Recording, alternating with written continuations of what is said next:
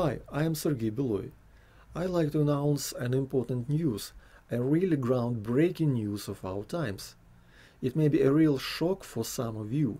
Well, it will definitely be a shock for millions of people on this planet. Sorry guys, I think the time has come to start openly discussing this topic, because what I'm going to say you and what you're going to respond to me with is capable to change the future of our world. In one sentence, the news is the following. I think Sergey Mavrodi, founder of the famous financial pyramid CoMMM 2011, builds communism.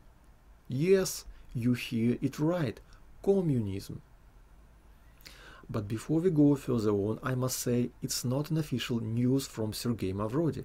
I'm not an authorized representative of Sergey Mavrodi to speak about it, and especially to speak something on behalf of his name. I'm just a private person.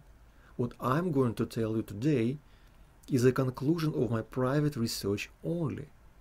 And that's not paid or sponsored by some third party, it's just me. But obviously, all copyright of this communism idea belongs exclusively to Sergey Mavrodi, if or when he decides to publicly accept that my guess about communism is right. I would remind you that official aim of Sergey Mavrodi is the world's financial apocalypse. However, that's only the first stage of his plan. Final destination is still unknown, and this is the biggest intrigue behind the whole project. What I'm going to tell you is just my own opinion about that. So, I think Mavrodi builds communism. Now, try to realize this. Just one person, actually without personal savings, without state power, simply builds an ultimate dream of all the mankind, communism, just from his apartment. How it could be, after all the long history with titanic attempts of used to be a super states, Soviet Union at the one hand and alliance of the world's capitalists at the other, after all the anti-communism rhetoric of the world's power leaders of the last centuries, including speeches of American presidents, for example, a real crusade against the communists by Ronald Reagan, who would dare to speak about communism seriously after all that? The first secret is, all rich people of this planet have always lived under communism. Actually, for centuries. Rich people, as well as people of the power, do not depend on money, and this is a main feature of the real freedom. Unlike ordinary people, they have no need to work for money. They can work just for pleasure. In fact, the top 1% of the world is living under communism right now. These people already built a mini-communism, but for themselves only. And if you believe it's not the communism, just tell me what you think communism is then. And the most amazing thing is that despite that, they're strongly, violently against communism. And that even despite there is no clear definition of communism, simply because it's just a dream. Consequently, there are numerous versions of the ideal vision for that. What exactly version capitalism fights against? All of them. If you think you are also against communism, then try to say it loudly. In the times of today's Occupy Wall Street movements, I'm against the dream of majority of population for justice and equality. I love the current system of financial slavery. Just say it. I would remind you that a communism is a set of dreams, the main of which sounds as follows: from each according to his ability, to each according to his need.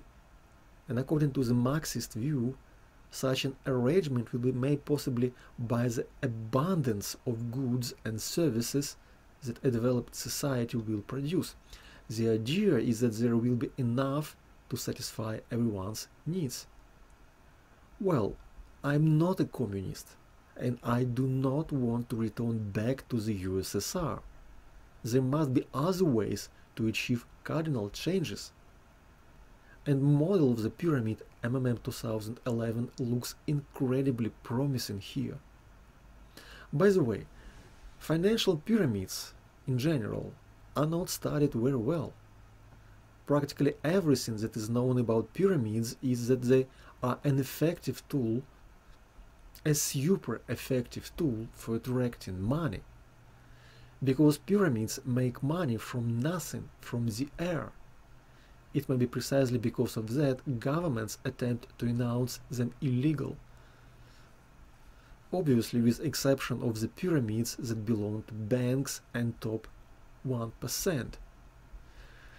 However, creator of MMM 2011 pyramid found a really genius way to be perfectly legal. It's virtual, and as such completely beyond limitations of any law. Sergei Mavrodi introduced his own money, Mavro, but he doesn't print it. In this case he would inevitably end up in a prison.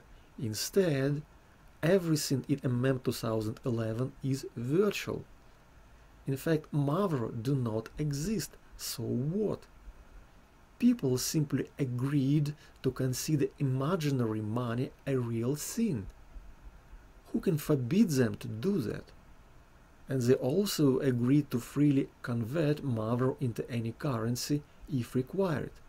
Otherwise, the participants is expelled from the MMM community forever without any profit.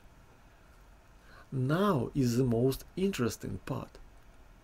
Let's imagine, says Mavrodi, that value of the Mavro rises for 75% per month.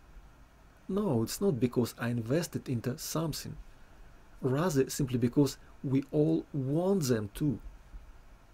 Nonsense, one might say. Who would agree to such crazy rules? Who are those people who play with MMM? Mavrodi replies to that.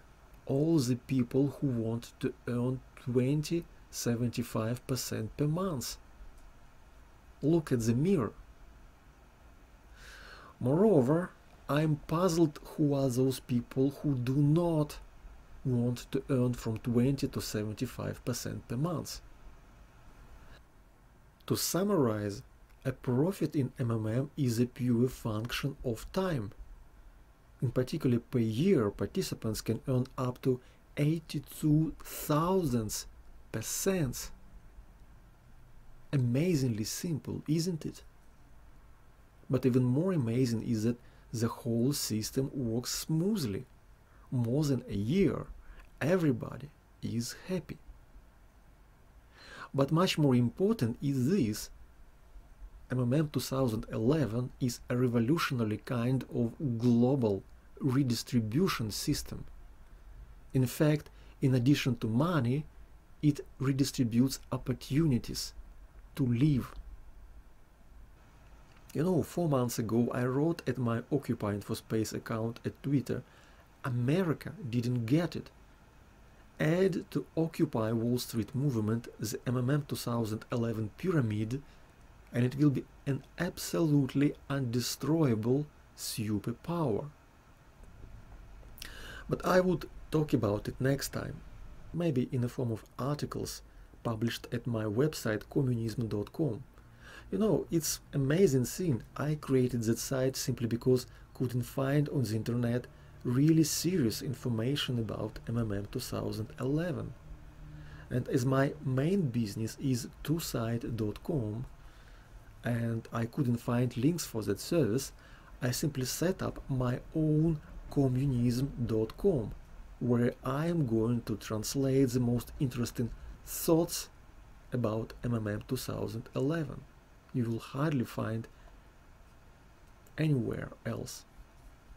So visit my sites regularly to find a lot of other details in really simple words.